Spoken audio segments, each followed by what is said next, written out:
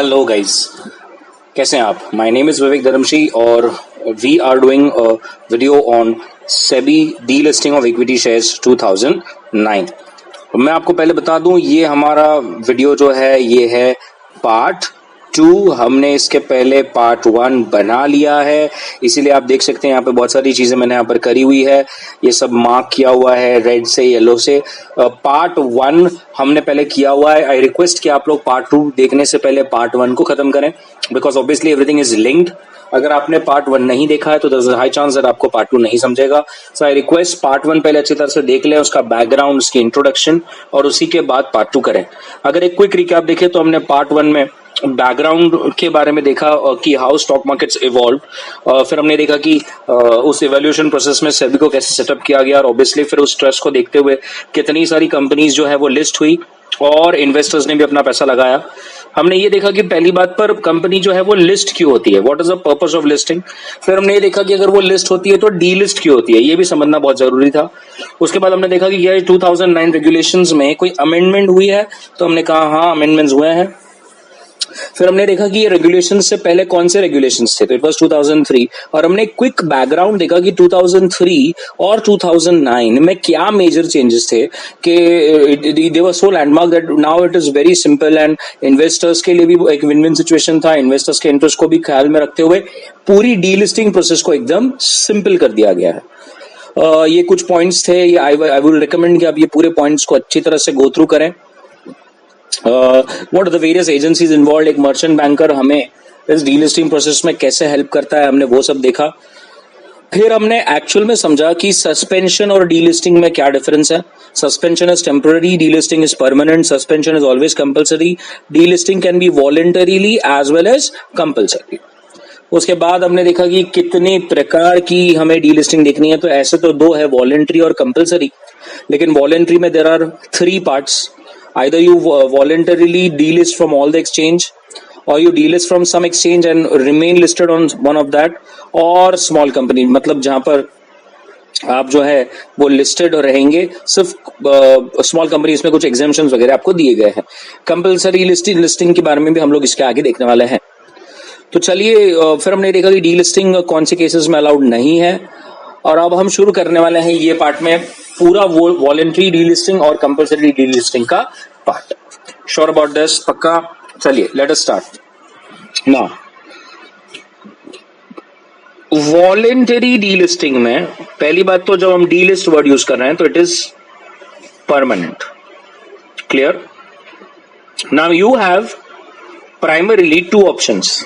First, either you get delisted from all the stock exchange, जो भी stock exchange पर आप लिस्टेड है, अब वो सब स्टॉक एक्सचेंज से अपने शेयर को निकाल दीजिए, या फिर only from some of the stock exchange, मतलब आप एक आधे स्टॉक एक्सचेंज पर लिस्ट रहेंगे, कोई ना कोई स्टॉक एक्सचेंज, वो भी नेशन वाइड टर्मिनल होना चाहिए, मतलब आइदर बीएससी और एनएससी।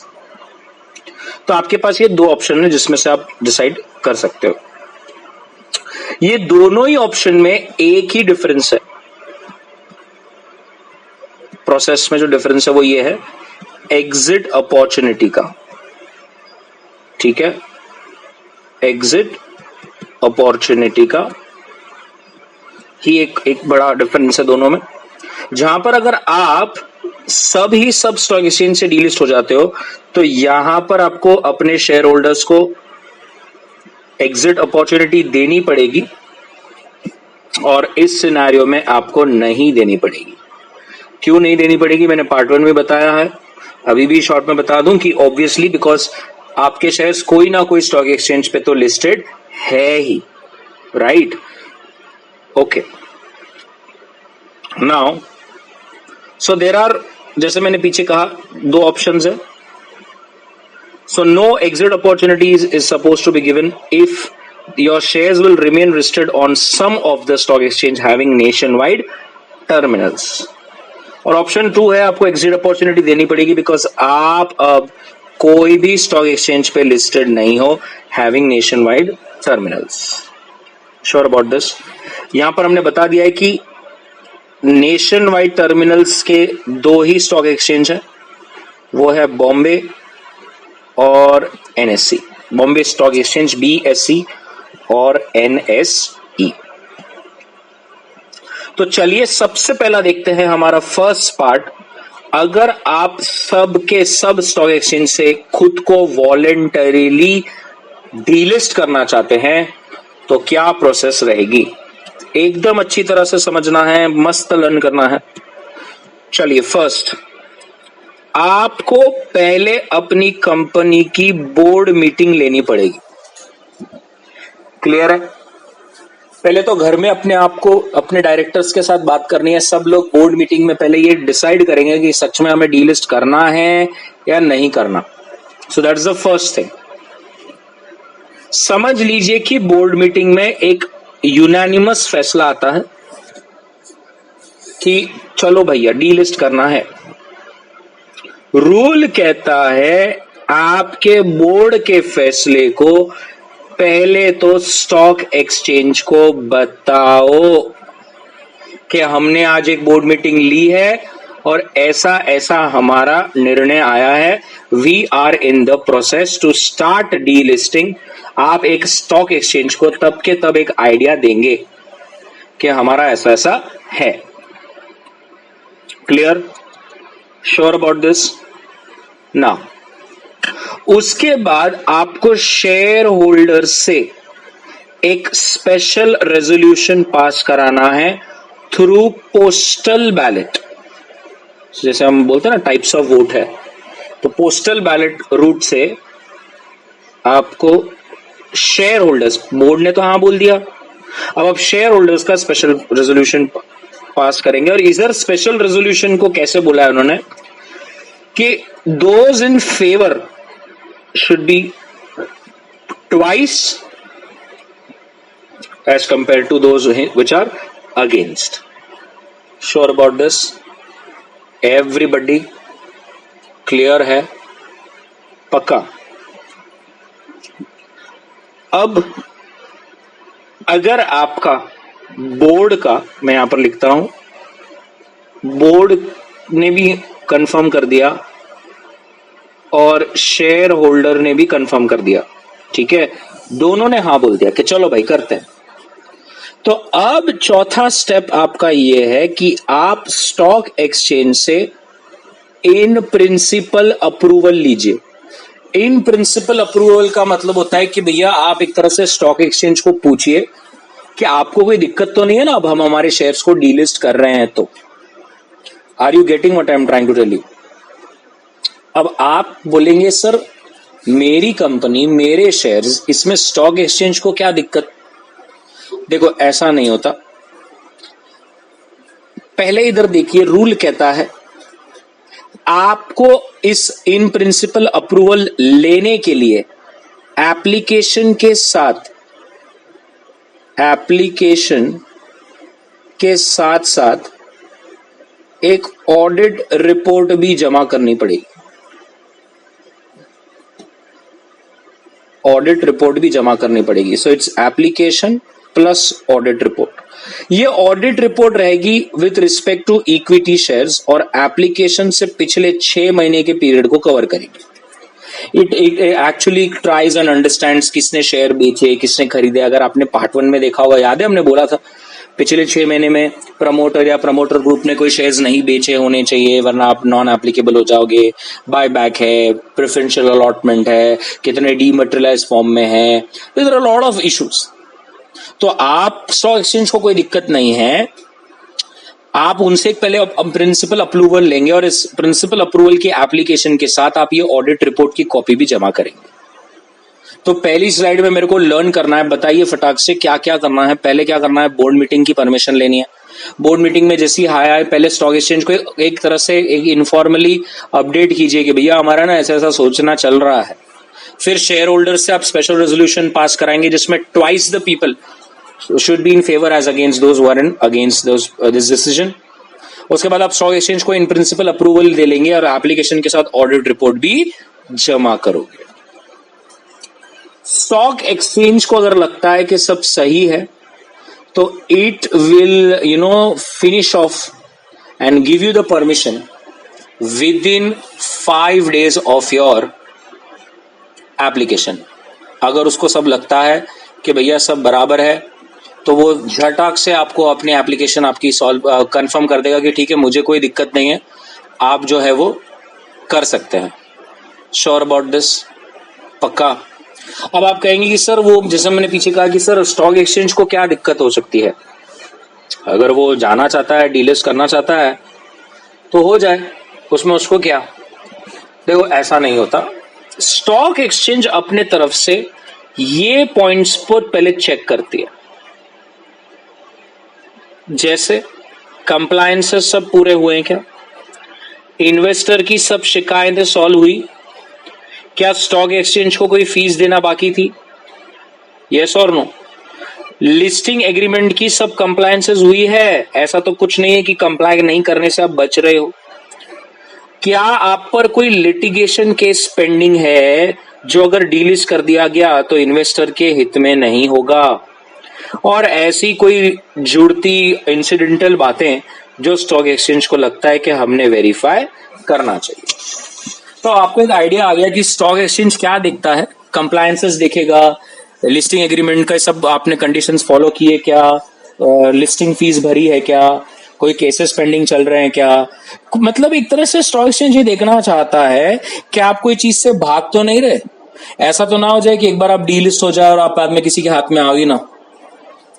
सो आपको अप्रूवल देने से पहले स्टॉक एक्सचेंज ये बातों पर देखता है, ठीक है, क्लियर है?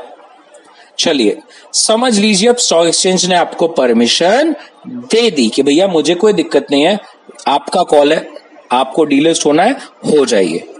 तो अब आता है हमारा मेन खिलाड़ी, हमारा opening batsman, which is the merchant banker. अब मर्चेंट बैंकर ही वो है जो पूरी प्रोसेस अब यहां से लेकर एंड तक शुरू करेगा।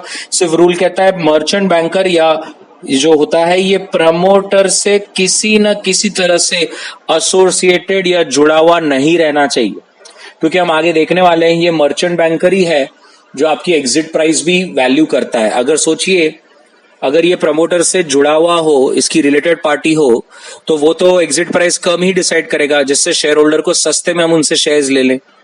तो इतना याद रखना है बस मर्चेंट बैंकर को अपॉइंट करते वक्त कि उसका प्रमोटर ग्रुप से कोई भी लेना देना नहीं हो, वो एक न्यूट्रल पार्टी हो। अब जैसे मैंने आपको पीछे बताया कि प्राइस जो आपको डिसाइड करनी है वो कौन करता है, मर्चेंट बैंकर आपको हेल्प करता है। तो रूल कहता है the offer price will be determined through a book building process, और rather I should say reverse book building process, जहां पर आप एक फ्लोर प्राइस डिसाइड करेंगे और वो अपने पब्लिक अनाउंसमेंट में बता देंगे। फ्लोर प्राइस कैसे डिसाइड होगी, तो उन्होंने कहा SAST रेगुलेशंस में जाकर देख लो। क्या कहा उन्होंने कि आप SAST रेगुलेशंस में जाकर देख लीजिए। क्लियर है? Sure about this everybody? पक्का? तो अब आप बोलेंगे सर ये SAST रूल अभी हमको जाके देखना पड़ेगा। नहीं, देखने की जरूरत नहीं, मैंने यहां पर आपके लिए ये लाया है, ये देखिए। अब ऑफर प्राइस कैसे डिसाइड की जाए, तो ऑफर प्राइस को आपको डिसाइड करना है बुक बिल्डिंग प्रोसेस के द्वारा। मतलब जो शेयर होल्डर्स को अपने शेयर्स आपको समर्पित करने, आपको देने हैं, वो बिड करेंगे और उस बिडिंग के हिसाब से जो है कि आपको कितने पैसे देने हैं वो डिसाइड किया जाएगा। आपको सिर्फ एक फ्लोर प्राइस डिसाइड करना है। Now this floor price is the minimum price that you are ready to give them, ठीक है? फिर उसके ऊपर कितना प्राइस होगा वो तो बिडिंग प्रोसेस डिसाइड करेगा। आप समझिए, एक मिनट, जैसा अगर आप देखेंगे, आपने अपना ऑफर दिया और आपने अपनी फ्लोर प्राइस रखी 1200 रुपए प्रति शेयर। मतलब क्या हो रहा है, आपने खुद से डिक्लेयर किया है कि मैं हर शेयर होल्डर जो भी मेरे को शेयर देगा और जिसको भी एग्जिट होना है, मैं उसको हर शेयर का 1200 रुपीज दूंगा। ऐसे आपने खुद डिसाइड किया। ये क्या हो गया, फ्लोर प्राइस, ये हो गया बेस प्राइस। अब आपको चाहिए इस पूरी डीलिस्टिंग को सक्सेसफुल बनाने के लिए, हम आगे देखेंगे, 90% शेयर्स आपके पास होने चाहिए। लेट अस से फॉर एग्जांपल आपको 10 लाख शेयर्स की जरूरत है। अगर 10 लाख शेयर्स पब्लिक आपको लाकर दे दे तो आपका डीलिस्टिंग जो है वो कंप्लीट हो जाएगा। अब कुछ शेयर होल्डर्स क्या बोलेंगे कि भैया नहीं नहीं, 1200 रुपए तो बहुत कम है, मैं नहीं दूंगा। जैसे अगर मेरे पास 1000 शेयर्स हो तो मैं बिड करूंगा, I am ready to give 1000 shares at 1400 rupees. समझ लीजिए आपके पास 5000 शेयर्स है तो आप बिड करेंगे, मैं तो मेरे 5000 शेयर्स 1600 रुपए में दूंगा। कोई बिड करेगा कि मेरे पास 1 लाख शेयर्स हैं, मैं तो वो शेयर्स जब तक मुझे 2000 रुपए प्रति शेयर नहीं मिलते वो बिड जो है मैं नहीं दूंगा। तो ऐसे लोग बिड करेंगे, सबकी बिड इकट्ठा होगी और फिर ये देखा जाएगा कि कौन सी प्राइस पर पूरे 10 लाख शेयर्स देने के लिए तैयार है। तो जैसे अगर आप 2 मिनट देखें, मैं आपको फिर से बता दूं, तो फिर क्या होगा, हम बुक बिल्ड करेंगे, ठीक है, सबकी ऑफर आएगी, हम बुक बिल्ड करेंगे प्राइस वाइज। तो जैसे आपका 1200 रुपए डिसाइड हुआ था, राइट, तो हम देखेंगे कि 1200 रुपए में कितने लोगों ने अपने शेयर्स को देने का वादा किया है। तो जैसे आपको पता चल गया कि भैया 50,000 shares are ready to be sold at 1200, but आपको तो 10 लाख चाहिए, तो ये तो नहीं चलेगा। हम यहां पर साथ साथ एक क्यूमुलेटिव कॉलम भी बनाते चलेंगे।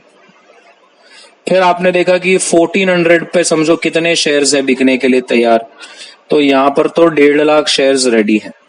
इसका मतलब अगर मैं क्यूमुलेटिव देखूं तो यहां तक 2 lakh shares are ready to be got, right. फिर जैसे आपने देखा 1600 रुपए में, तो भैया 1600 रुपए में तो 3 lakh shares are ready to be sold. इसका मतलब 1600 रुपए तक 5 लाख शेयर्स बिकने के लिए तैयार है।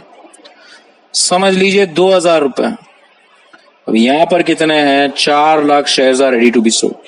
इसका मतलब cumulative 9 lakh shares are at 2000। अब 2100 पर और 1 लाख शेयर्स बिकने के लिए तैयार है। अब यहां पर कितना हो गया, 10 लाख। आपको 10 लाख शेयर्स कहां मिल रहे हैं, आपको 10 लाख शेयर्स यहां मिल रहे हैं। तो गाइस आपकी बिडिंग प्रोसेस से प्राइस डिसाइड हो रहा है 2100 रुपीज पर शेयर, और ये प्राइस आपको हर शेयर होल्डर को देना पड़ेगा जिससे भी आपको शेयर लेना है। आई बात समझ में, श्योर अबाउट दिस। अब काफी बच्चों को ऐसा लगता है कि सर ये ऐसा थोड़ी होता है, ऐसा होगा तो फिर हम तो क्या करेंगे, जानबूझ से हाई प्राइस बिड करेंगे। करो ना, कौन कह रहा है कि आप नहीं कर सकते। समझ लीजिए आपके पास भी 2 लाख शेयर्स थे, ठीक है, थोड़ा समझिए, इसमें ट्विस्ट देखिए, ये तो सब लग गया लाइन पर। आपने तो जानबूझ से 3500 रुपए रखे कि मैं तो 3500 के नीचे बेचूंगा ही नहीं, और आपके पास 1 लाख शेयर्स थे, मतलब यहां तक टोटल 11 लाख शेयर्स रेडी थे। लेकिन आप समझिए आपने 3500 डाला है, लेकिन आपसे भी काफी लोग ऐसे हैं जो कम पैसों में भी अपने शेयर्स को फटाफट देने की इच्छा रखते हैं। तो आप जो कंपनी बुक बिल्ड कर रही है उसकी तो बुक यहीं पर क्लोज हो गई ना, इट्स डन। उसको तो 10 लाख शेयर मिल रहे हैं 2100 में, आप समझ रहे हैं। तो आपके शेयर्स रिजेक्ट हो जाएंगे। देखिए आप लालच में जाओगे, ज्यादा प्राइस कोट करोगे तो ऐसा होगा कि आपको एग्जिट अपॉर्चुनिटी कंपनी तो दे रही थी, बट आपने एक भयानक अलग प्राइस कुछ रखी। अब आपके शेयर्स नहीं मिलेंगे और कंपनी हो जाएगी डीलिस्ट, पर बेटर है ना अपने शेयर लेकर। समझ रहा है, तो ऐसा नहीं करता है कोई। क्लियर है एवरीबॉडी। अच्छा, काफी स्टूडेंट्स मेरे को और इन डेप्थ क्या पूछते हैं, थोड़ा ध्यान से देखिए। अब काफी लोग मुझे पूछेंगे सर हम लोग है ना 7-8 दोस्त हैं जो ऑलमोस्ट सब शेयर्स को कंट्रोल करते हैं, ठीक है, आपको ऐसा लगता है कि there are 7-8 of your friends, और आपने क्या किया, थोड़ा ध्यान से देखिए, आपने क्या दिमाग लगाया। आप 1200 के बाद नेक्स्ट बिडिंग प्राइस जो आई वो आई 5000, और उस पर 1 लाख शेयर्स बिकने के लिए रेडी थे, तो वो हो गया 1,50,000। कंपनी ने देखा 5000 के बाद क्या है, तो सीधा 10,000। वहां पर सिर्फ 4 ही लाख शेयर्स बिकने के लिए रेडी थे, मतलब टोटल यहां तक अब तक कितने शेयर्स हुए, 5.5। और समझ लीजिए 20,000 पर 10 लाख शेयर्स थे, इसका मतलब यहां तक कितना हो गया, 15,50,000। यस और नो। इसका मतलब ये लेवल पर आपके पूरे शेयर्स जो हैं वो 10 लाख शेयर आपको चाहिए थे, ये लेवल पर आपके 10 लाख को क्रॉस कर रहा है। इसका मतलब जो प्राइस डिसाइड होती है वो होती है 20,000 रुपए पर शेयर। क्योंकि आप सब दोस्त बड़े चालाक थे, आपने सबने मिलके क्या किया, जानबूझ से प्राइस को एकदम हाई बिड किया। तो और प्राइस एक्चुअल में क्या निकल कर आई, 20,000 रुपए प्रति शेयर, राइट। अब आप क्या सोचोगे, कंपनी तो अटक गई, लेना ना देना, अब एक एक शेयर के 20,000 देने पड़ेंगे, जब उसको कितने देने थे, 1200। यस और नो। तो गाइज, लॉ बनाने वाले आपसे भी बहुत ज्यादा स्मार्ट हैं। हम आगे देखने वाले हैं, जो भी प्राइस डिसाइड होगी, it is up to the company whether to accept और रिजेक्ट द फाइनल प्राइस। हो गया पोपट, यस और नो। सो ये कंपनी डिसाइड करेगी कि जो प्राइस डिसाइड आया है, जो प्राइस आया है, वो प्राइस मैं एक्सेप्ट करूं या नहीं। अगर कंपनी को लगता है नहीं, मेरे को 20,000 नहीं पे करना है, तो आपका डीलिस्ट फेल हो गया। आपका डीलिस्ट का जो ये आपने ऑफर किया पूरा फेल हो गया। लोगों को अपने शेयर्स लौटाओ, जिन्होंने भी अपने को शेयर्स दिए थे, एस्क्रो में जो अकाउंट में पैसे डाले थे वो विड्रॉ कर लो, सब इधर उधर अपने जगह पे। आपका डीलिस्ट होगा नहीं। समझ में आया? Sure about this. So laws जो हैं वो एकदम परफेक्ट बने हैं। मैंने आपको पूरा बुक बिल्डिंग बता दिया। आई होप आपको समझ में आया। तो अब हमको ये समझ में आया कि ऑफर प्राइस तो भैया वो बिडिंग से डिसाइड होता है। आप समझ में आया? वो बिडिंग से डिसाइड होता है। आपको क्या सिर्फ पब्लिक अनाउंसमेंट में या जो आप घर पे लेटर भेजोगे उसमें आपको क्या बताना है, सिर्फ आपको सिर्फ और सिर्फ बताना है फ्लोर प्राइस। यस और नो? ये फ्लोर प्राइस ही आपको सिर्फ बताना है। That will be the minimum price, that's it. अब रूल क्या कहता है, थोड़ा ध्यान से देखिए। ये फ्लोर प्राइस को मैं कैसे डिसाइड करूं? तो फ्लोर प्राइस को कैसे डिसाइड करना है, रूल कहता है आपके जब कभी भी अगर आपके समझ लीजिए शेयर्स फ्रीक्वेंटली ट्रेडेड है सब स्टॉक एक्सचेंज पर, तो आपके वीकली हाई और क्लोज लेना है। और कितने वीक्स का? 26 वीक्स और 2 weeks from the date of your board meeting. अगर आपको नहीं तो मैं आपको फिर से एक बार अच्छी तरह से करके दिखाना चाहता हूं। समझ लीजिए आपकी बोर्ड मीटिंग यहां पर हुई, ठीक है। तो आपकी बोर्ड मीटिंग के पिछले 26 वीक्स के हाई लो का एक एवरेज लेना है और बोर्ड मीटिंग से पिछले 2 वीक के हाई वीकली का एक एवरेज लेना है। और ये जो प्राइस आएगा और ये जो प्राइस आएगा,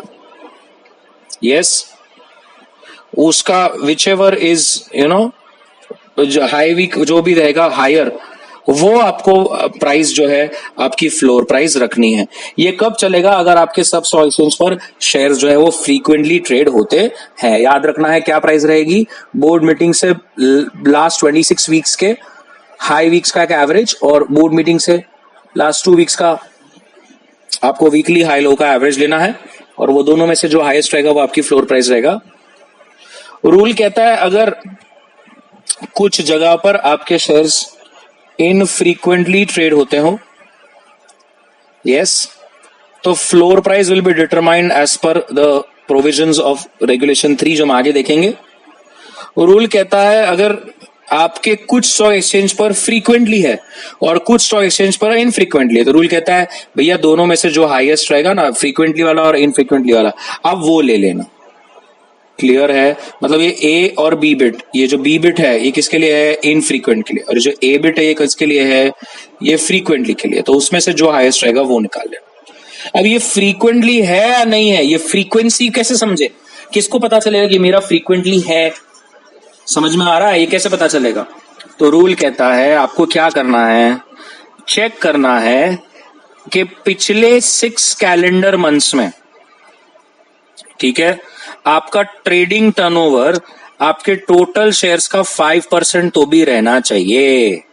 फिर से एक बार, आपकी जो बोर्ड मीटिंग है ना, जब आपकी बोर्ड मीटिंग हुई, उस बोर्ड मीटिंग से पिछले 6 महीने में आपके शेयर में जो भी ट्रेडिंग हुई है, it should be at least 5% of the total equity share listed. अगर 5% जितना, जैसे अगर आपके टोटल शेयर्स हैं 10 लाख, 10 लाख का 5% होता है 50,000, अगर पिछले 6 महीने में 50,000 शेयर्स का आपका लेन देन अगर हुआ है तो मैं कह दूंगा कि आपके शेयर्स फ्रीक्वेंटली ट्रेडेड हैं।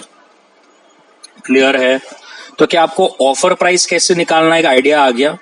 और ऑफर प्राइस तो बुक बिल्डिंग से निकलेगा। आप क्या निकालने वाले हो? Floor price. आपको सिर्फ क्या बताना है? फ्लोर प्राइस बताना है। फ्लोर प्राइस क्या है? एक मिनिमम प्राइस जो आप शेयर होल्डर्स को देने के लिए तैयार है। फ्लोर प्राइस कैसे डिसाइड होगा? 26 वीक्स और 2 वीक्स का वीकली हाई लोस का average, whichever is higher. कब? अगर वो फ्रीक्वेंटली ट्रेडेड रहा। इनफ्रीक्वेंट रहा तो आपको वैल्यूएशन एक्सपर्ट और वैल्यू निकालनी पड़ती है। मैं आपको बताता हूं, आगे हम देखने वाले हैं। और अगर कुछ जगह पर फ्रीक्वेंटली ट्रेडेड है और कुछ जगह पे इनफ्रीक्वेंट है तो रूल कहता है फिर दोनों में से जो हाईएस्ट है वो आप प्राइस डिसाइड कर लेना। ये फ्रीक्वेंसी है या नहीं, ये फ्रीक्वेंट वर्ड हम कैसे बता सकते हैं? तो पिछले 6 महीने में, बोर्ड मीटिंग से पिछले 6 महीने में जितने भी शेयर्स आपके टोटल लिस्टेड हैं, क्या उसका 5% शेयर्स की ट्रेडिंग हुई है क्या? अगर हुई है तो फिर कोई दिक्कत नहीं रहेगी। Sure about this? पक्का? एवरीबडी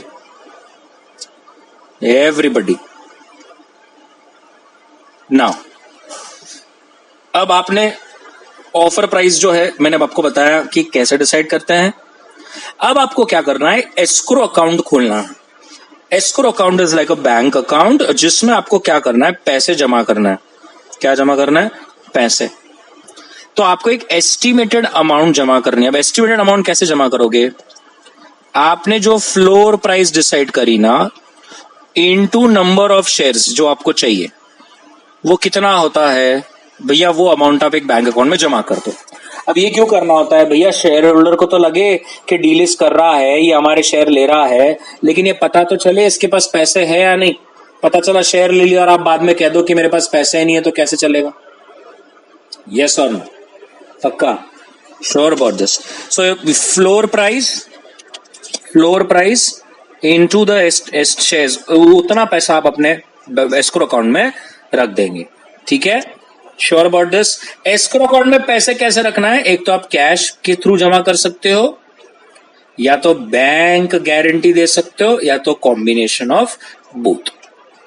कोई भी दिक्कत नहीं है, आप कैश, गारंटी या दोनों भी रख सकते हैं।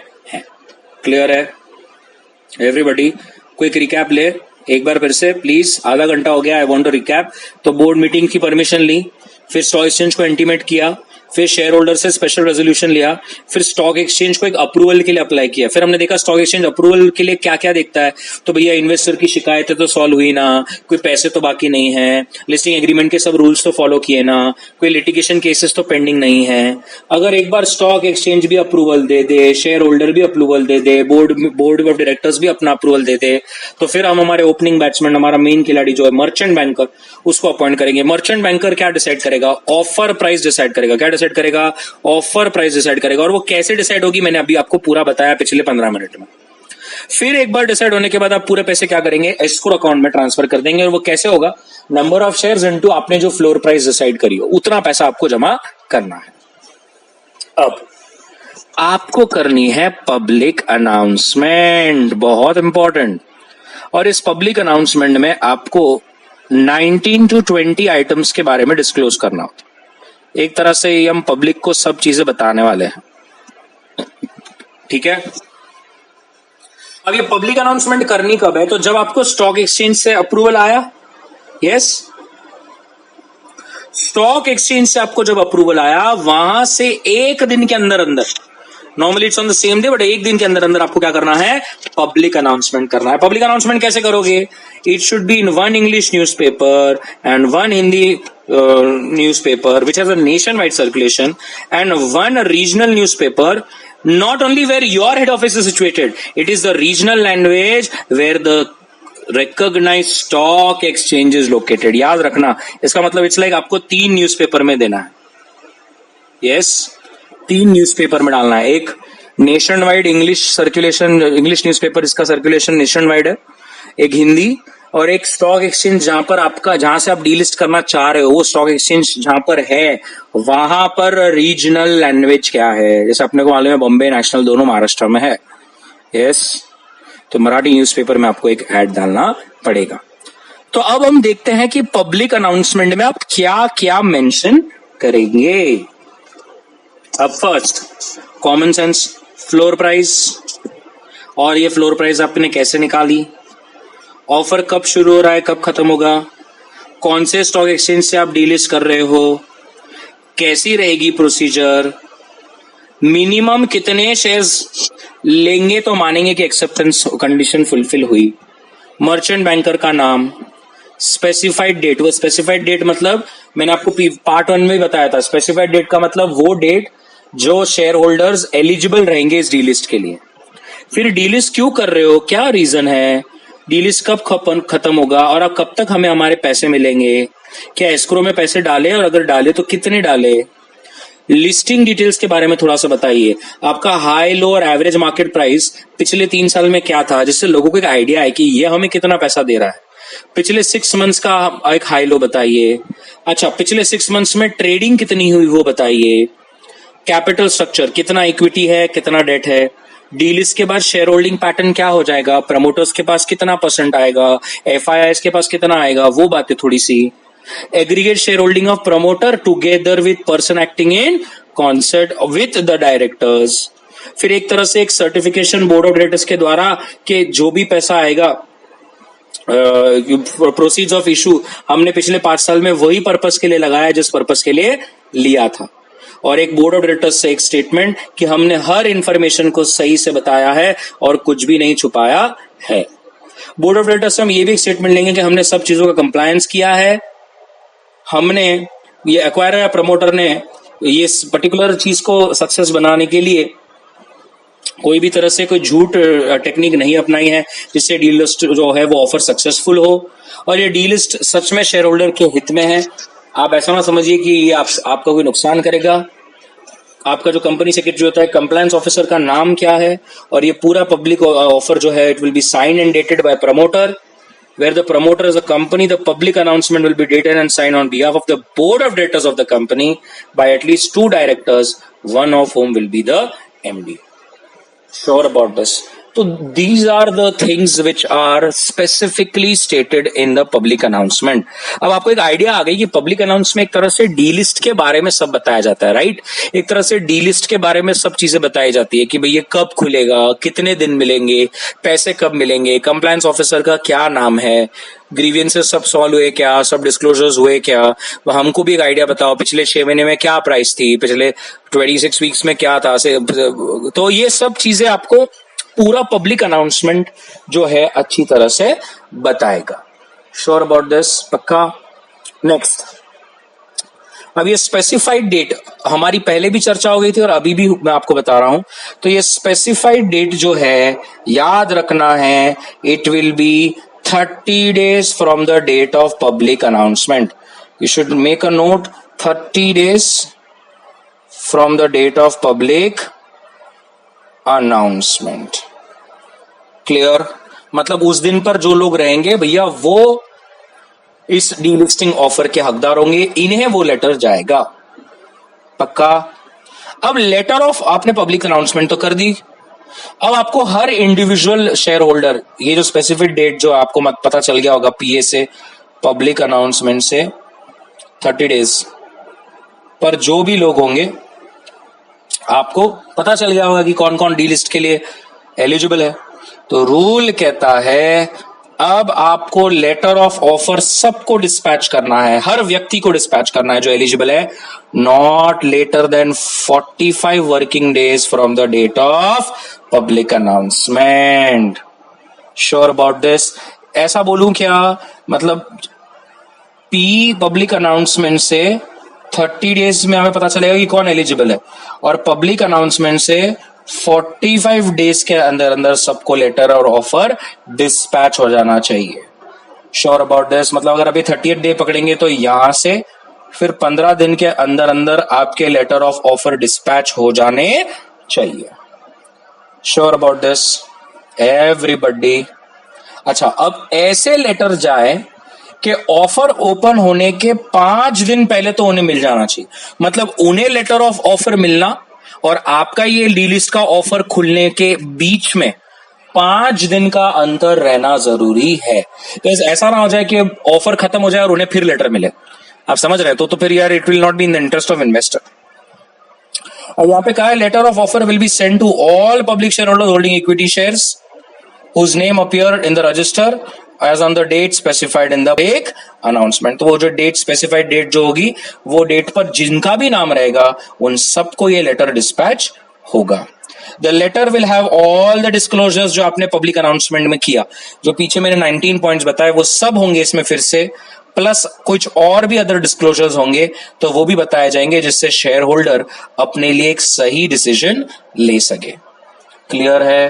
The letter of offer shall be accompanied with a bidding form, जिसमें वो बिड कर आपको जो फॉर्म भरकर आपको देगा, तो letter of offer plus bidding form आपको हर शेयर होल्डर को भेजना है।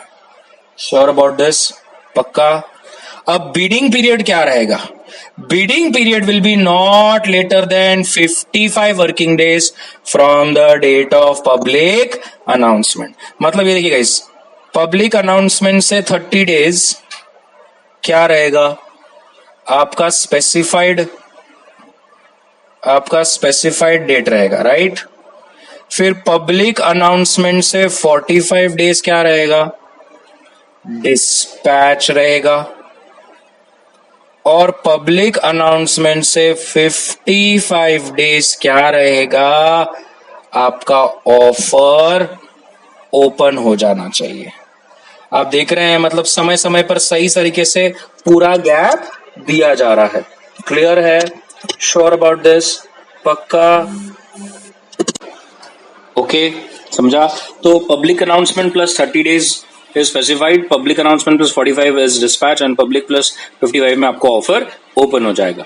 नेक्स्ट, अब ऑफर मिनिमम 3 डेज के लिए, ध्यान से देखिए, ऑफर मिनिमम 3 डेज के लिए और मैक्सिमम 5 डेज के लिए ओपन रहेगा। और इस समय के बीच पब्लिक शेयर होल्डर्स जो हैं वो अपनी बिड्स को जमा करेंगे, सबमिट करेंगे। ऑफर प्राइस कैसे डिसाइड करना है ये मैंने पहले आपको बता दिया।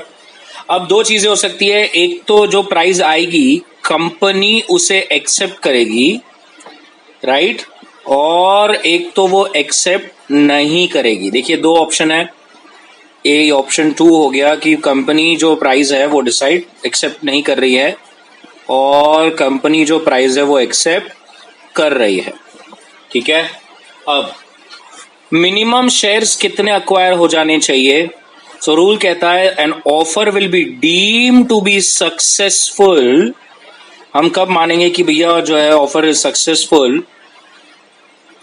If the post offer promoter shareholding, obviously with person acting in concert, should reach 90% of total shares which are held by custodian and against which depository which has been issued। इसको exclude करना है, ये वाले part को exclude करना है। excluding those part जो जिसके सामने रिसिप्ट्स इशू की गई है, डिपॉजिटरी रिसिप्ट्स इशू की गई है, उस पार्ट को अगर हम छोड़ दें तो बाकी जितने भी शेयर्स हैं उसका 90% प्रमोटर के पास होना चाहिए।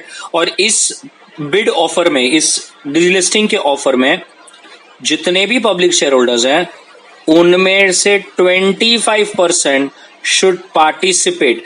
पिछले बहुत सारे सिनेरियोज में ऐसा देखने में आया कि बिडिंग जब शुरू होती है, डीलिस्टिंग का जब ये होता है, तो पब्लिक शेयर होल्डर्स है ना पार्टिसिपेट ही नहीं करते। तो अब उन्होंने ये जो चेंज एक अमेंडमेंट ला लिया है कि 25% shareholders has compulsory public shareholders have to participate in this. Now, once you are done, within 5 working days of the closure of issue, the promoter shall make a public announcement, again in one English, one Hindi and one regional newspaper, that our final price that have been accepted. Once the price accepted, the promoter shall immediately, you have to, that जो आपने escrow account किया था, उस escrow account से आपको entire amount को pay कर देना है in respect of shares which are offered. All the shareholders whose equity shares are verified to be genuine will pay the final price which have been stated in the public announcement. I don't know whether आपको ये मालूम है, यहाँ पे दिख रहा है या नहीं। The payment should be made within 10 days from closure. ये क्लोज होने से 10 दिन के अंदर अंदर पेमेंट हो जाना चाहिए। ये आपको नीचे दिख रहा है कि नहीं स्लाइड में, मुझे नहीं मालूम, मैं आपको बता रहा हूं।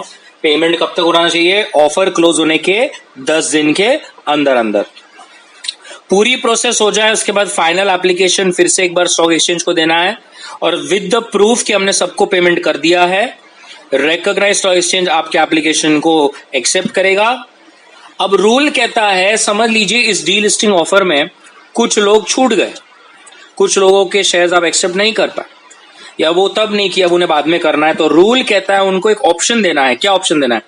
रिमेनिंग पब्लिक शेयर होल्डर्स भी अपने शेयर्स टेंडर कर सकते हैं। कब तक? अगले 1 साल तक from the date of delisting, और प्रमोटर को उन शेयर्स को एक्सेप्ट करना पड़ेगा सेम प्राइस पर जिस प्राइस पर डी लिस्टिंग में एक्सेप्ट किया गया था। पेमेंट कहां से होगा? वो एस्क्रो अकाउंट में जो पैसे पड़े हैं वहां से पेमेंट होगा। रूल कहता है एक बार सब काम खत्म हो जाए, 1 साल भी खत्म हो जाए, और फिर आप ये एस्क्रो अकाउंट को सब पेमेंट्स करने के बाद क्लोज कर सकते हैं। Sure about this? तो जो शेयर होल्डर्स छूट गए हैं, डी लिस्टिंग खत्म हो जाने के 1 साल तक, डी लिस्टिंग खत्म हो जाने से और 1 साल तक के लिए आप समझ लीजिए रिमेनिंग शेयर होल्डर्स को ये ऑप्शन दिया गया है, उन्हें भी वही प्राइस मिलेगी जो प्राइस पर हमने डी लिस्टिंग क्लोज किया था। एंड अगर वो चाहें तो वो भी अपने शेयर्स को टेंडर कर सकते हैं। क्लियर है? बट समझिए अगर कंपनी ये प्राइस को एक्सेप्ट नहीं करना चाहती, आपने देखा मैंने पहले ही आपको बताया पूरा प्राइस के बारे में, कि अगर हो सकता है बहुत ज्यादा प्राइस आ गई हो तो देयर इज अ चांस की company does not want to accept that, right? So rule says if the acquirer or promoter decide not to accept the price, you will not acquire the shares and you should return or release whatever shares you have within 10 days। मतलब सीधा हिसाब है, अगर आपने accept किया है तो 10 दिन के अंदर पैसे दे दो, और अगर आपने एक्सेप्ट नहीं किया है तो 10 दिन के अंदर जो आपको शेयर्स मिले हैं वो शेयर्स लौटा दो। क्लियर है? अब ये इशू फेल कब हो जाएगा? So when the offer is rejected और इज नॉट सक्सेसफुल। हमने देखा सक्सेसफुल का मतलब क्या था, यहां पर पीछे ये दिख रहा है, यस, ये कंडीशन सेटिस्फाई होनी चाहिए थी। तो एक तो आप इस इशू सक्सेसफुल हुआ बट आपने प्राइस रिजेक्ट कर दी, या तो सक्सेसफुल ही नहीं हुआ, तो रूल कहता है ऑफर फेल हो गया ऐसा मान लेंगे, और no equity share shall be acquired when the offer fails. जो भी इक्विटी शेयर्स डिपॉजिट किए गए थे शेयर होल्डर के, आपको उन्हें 10 दिन के अंदर लौटाना है। However, the acquirer shall not be required to return the shares if the offer is with respect to the takeover. No final application shall be made to the stock exchange and escrow account बंद कर दिया जाएगा। जो final application की बात हो रही है ना, ये वाला पॉइंट, ये वाला पॉइंट है, दिख रहा है आपको यहाँ पर? जब हमने बात किया कि सब खत्म हो जाने के बाद हम फाइनल एप्लीकेशन करते हैं, तो अब जबकि इशू ही फेल हो गया है तो स्टॉक एक्सचेंज में फाइनल एप्लीकेशन करने की जरूरत नहीं है, एस्क्रो अकाउंट जो है वो आपका बंद हो जाएगा। Sure about this? तो ये हमने पार्ट 1 खत्म किया जहां पर आप वॉलेंट्री लिस्टिंग सीख रहे हो। अब सेम पॉइंट्स रहेंगे, इट विल बी रिपीट, बस वॉलेंट्री लिस्टिंग जो है वो सिर्फ और सिर्फ एक आधे एक्सचेंज की है, having nationwide terminal, it is not with respect to all stock exchange. तो क्या क्या होगा आप देखिए, मैं पॉइंट्स जो हैं वो सेम आने वाले हैं। पहले तो बोर्ड मीटिंग करेंगे, बताइए वहां पर भी था या नहीं था? बोर्ड मीटिंग करना है। बोर्ड मीटिंग का आउटकम जो है स्टॉक एक्सचेंज को क्या करना है? इंटीमेट करना है, बताना है। फिर पब्लिक नोटिस करना है, पब्लिक नोटिस जाएगी, अगेन सेम इंग्लिश, हिंदी और एक रीजनल न्यूज़पेपर में। नोटिस में आप सब बताओगे कि कौन से स्टॉक एक्सचेंज से डीलिस्ट होना है, रीजन क्या है, और कौन से स्टॉक एक्सचेंज पे आप कंटिन्यू रहने वाले हो, आपके शेयर्स कौन से स्टॉक एक्सचेंज पे ट्रेड होंगे। फिर आप उस स्टॉक एक्सचेंज को अप्लाई करेंगे, डीलिस्ट का ऑर्डर एक्सचेंज पास करेगा, और कितने दिन में? 30 डेज के अंदर।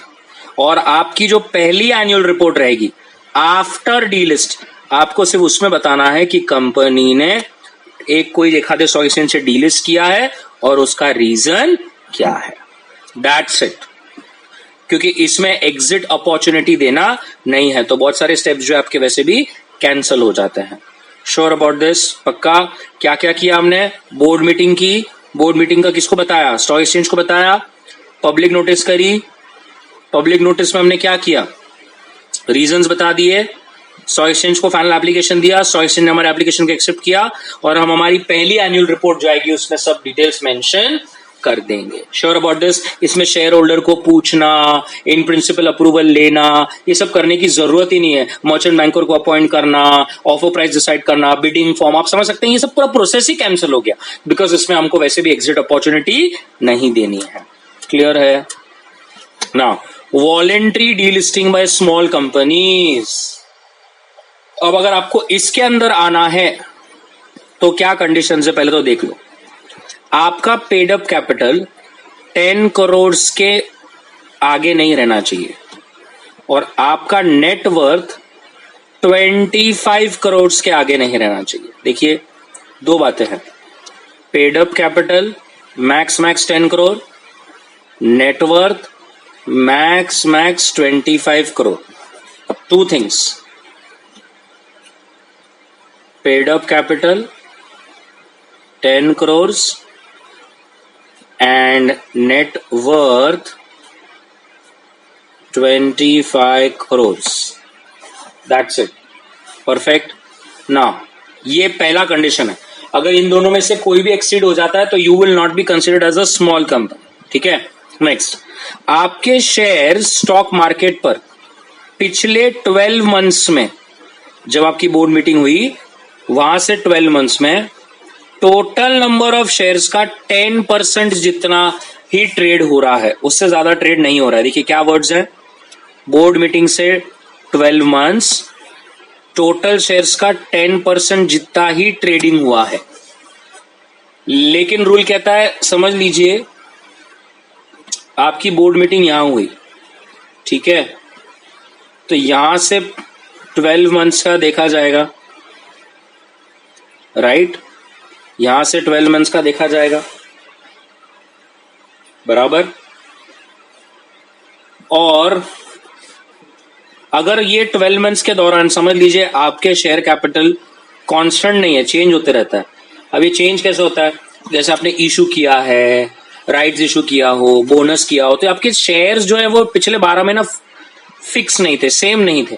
तो अभी आप ये जो हमने बोला यहाँ पर कि आपको 10% ऑफ टोटल शेयर्स करना है, तो आप कौन सा शेयर लोगे?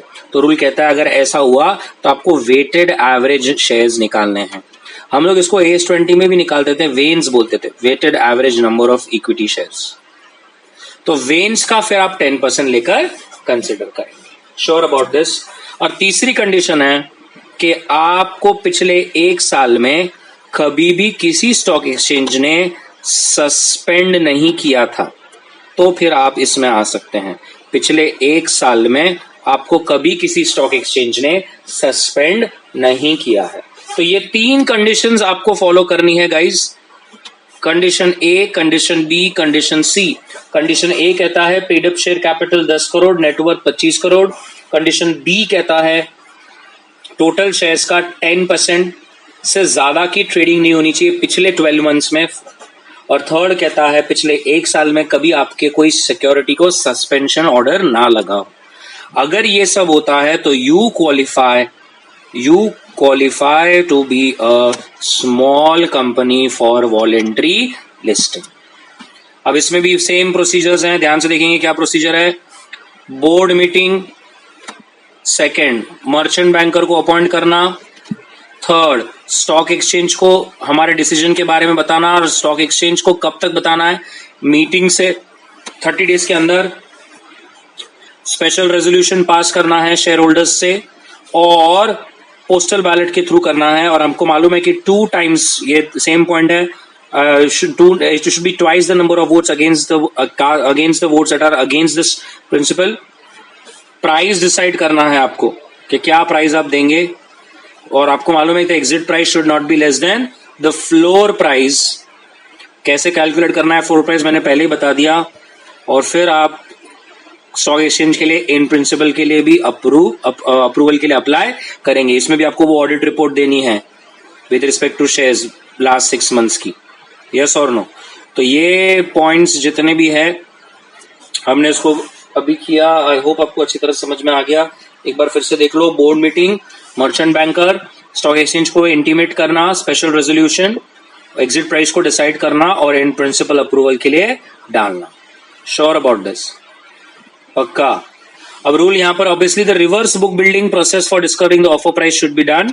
The floor price is decide as per the mechanics of takeover regulations, जो हमने पहले बात की, याद है वो पीछे हमने कितना बताया, 26 वीक्स और 2 weeks, whichever is higher, weekly high average लेना है, वो वाला पार्ट। अब ध्यान से देखिए, रूल कहता है, ये वाला इंपॉर्टेंट पार्ट है, आपको एक एग्जेम्पशन दिया जा रहा है। किससे एग्जेम्पशन दिया जा रहा है? ये बुक बिल्डिंग प्रोसेस से, ये बुक बिल्डिंग प्रोसेस से एग्जेम्पशन दिया जा रहा है। ये एग्जेम्पशन कब होगा? अगर there is no trading in your shares in the last 1 year preceding the date and the trading of shares have not been suspended for any non-compliance in the last 1 year. So it's like there are two conditions that you have to follow. एक, पिछले 1 साल में तुम्हारे shares में trading ही नहीं हुई, और दूसरा, पिछले 1 साल में कभी सस्पेंशन भी नहीं हुआ। तो फिर आपको ये रिवर्स बुक बिल्डिंग, ये लोगों ने प्राइस कोट करना, ये सब चीजों से आपको एग्जेम्पशन मिल सकता है। क्लियर है? Sure about this? ये पीछे भी कवर हो गया था, मैं फिर से एक बार पढ़ लूं। इन प्रिंसिपल अप्रूवल अगर स्टॉक एक्सचेंज को देना है तो वो आपके एप्लीकेशन को 5 डेज के अंदर जो है एक्सेप्ट कर देगा या रिजेक्ट कर देगा, जो भी है वो क्या देखता है, कंप्लायंसेस देखता है, ग्रीवेंसेस सॉल्व हुए कि नहीं, लिस्टिंग फीस अगर आपने भरी है, लिस्टिंग एग्रीमेंट के सब कंप्लायंसेस हुए हैं क्या, क्या आपके ऊपर कोई लिटिगेशन केसेस पेंडिंग है, और ऐसे कोई आजू बाजू कोइंसिडेंटल मैटर्स जो चेक करेगा। Sure about this? पक्का? पब्लिक नोटिस देने में आएगी, same point again, 1 English, 1 Hindi, 1 regional. Public share holders को लेटर जाएगा कि हम क्यों कर रहे हैं, एग्जिट प्राइस क्या है, और कंसेंट मिल चुका है। और सक्सेसफुल कब होगा? जब 90% ऑफ पब्लिक शेयर होल्डर्स ने अपनी कंसेंट दे दी हो और वो अपने शेयर्स को सरेंडर करने के लिए भी तैयार हैं। याद रखना है, उन्हें पैसे मिल जाने चाहिए, उन सब चीजें पूरी खत्म हो जानी चाहिए, फाइनल हो जाना चाहिए within 75 days of dispatch of letter of shareholders. यहाँ पे डेडलाइन याद रखनी है, 75 डेज के अंदर पूरा फाइनलाइजेशन से लेकर सब हो जाना चाहिए from the date of dispatch of letter to the shareholders. Sure about this? इसका मतलब ये क्लियर हो गया कि अगर आपने वॉलेंट्री लिस्टिंग के जो पहला पॉइंट के सब पॉइंट्स अगर लर्न कर लिए तो सेकेंड और थर्ड में आपको कुछ भी नहीं लर्न करना। यस और no? Sure about this? Last में पेमेंट करना है कब से? Within 15 days from the expiry of 75 days. ये जो अभी हमने पढ़ा, ये आपकी पूरी प्रोसेस कंप्लीट हो जानी चाहिए, कंसेंट वगैरह, ये 75 डेज में होना चाहिए। पेमेंट जो है वो 75 डेज के नेक्स्ट 15 दिन में हो जाना चाहिए। लास्ट में आप स्टॉक एक्सचेंज को एप्लीकेशन करोगे और स्टॉक एक्सचेंज आपके लिए डी लिस्टिंग का ऑर्डर पास कर देगा। Sure about this? तो ये आपके 3 थे वॉलेंट्री डी लिस्टिंग के ऊपर। Sure about this? पक्का? अब चलिए देखते हैं कंपलसरी डीलिस्टिंग क्या है। अब कंपलसरी डीलिस्टिंग में देयर इज ऑब्वियसली डीलिस्टिंग का तो मतलब ही है कि permanent removal of your stock exchange, लेकिन कंपलसरी का मतलब यह है कि आपने नहीं किया, स्टॉक एक्सचेंज के द्वारा हो रहा है। स्टॉक एक्सचेंज आपसे जोर जबरदस्ती कंपलसरी करवा रहा है। एक तरह से it wants to put a penalty on you and the chances are because you have not submitted और complied with the listing agreement. Clear है? हमने एक पार्ट 1 में देखा था कि पहली बात तो डी लिस्टिंग जो कंपलसरी होता है, it is actually as a last resort, right? याद है आपको पार्ट 1 में? क्योंकि ये स्टेप बहुत आखिरी है कि स्टॉक एक्सचेंज ने आपके शेयर्स को डीलिस्ट कर दिया। ये बहुत लास्ट, बहुत मेजर स्टेप होता है, ये कोई डायरेक्टली नहीं होता। लेकिन अगर होता कब है? जब काफी वार्निंग्स के बाद भी आप जो है कोई सबमिट नहीं कर रहे हो और लिस्टिंग एग्रीमेंट्स को कंप्लाई नहीं कर रहे। Sure about this? पक्का? एवरीबडी? यस और नो? ना अब ये कौन फैसला लेगा कि आपके शेयर को डीलिस्ट किया जाए? तो there will be a panel. अब ये पैनल में कौन कौन रहेगा बड़े ध्यान से देखना। The delisting decision shall be taken by the panel. अब यहां पर 2 डायरेक्टर्स रहेंगे स्टॉक एक्सचेंज के, जिसमें से एक रहेगा पब्लिक रिप्रेजेंटेटिव, तो यहां पर हो गए 2। एक रहेगा इन्वेस्टर ग्रुप को सपोर्ट करने का, रिप्रेजेंट करने वाला। एक रहेगा जो एमसीए या आरओसी से, और एक रहेगा ईडी या secretary of recognise stock exchange. मतलब टोटल 5 लोगों का एक पैनल बनेगा और वो ये डिसाइड करेगा कि आपके शेयर्स को डीलिस्ट करना चाहिए या नहीं करना चाहिए। क्लियर है? Sure about this? पक्का? एक बार फिर से 2 डायरेक्टर्स, एक इन्वेस्टर ग्रुप को रिप्रेजेंट करने वाला एक एमसी है आरओसी को रिप्रेजेंट करने वाला, और एक स्टॉक एक्सचेंज का एग्जीक्यूटिव डायरेक्टर। श्योर है। अब before making delisting order, stock exchange भी एक नोटिस डालता है इंग्लिश न्यूज़पेपर, रीजनल न्यूज़पेपर जहां पर वो है, और वो ये बताना चाहता है कि देखिए ऐसी ऐसी कंपनी और हम ऐसा ऐसा सोच रहे हैं। तो वो एक पब्लिक नोटिस देता है।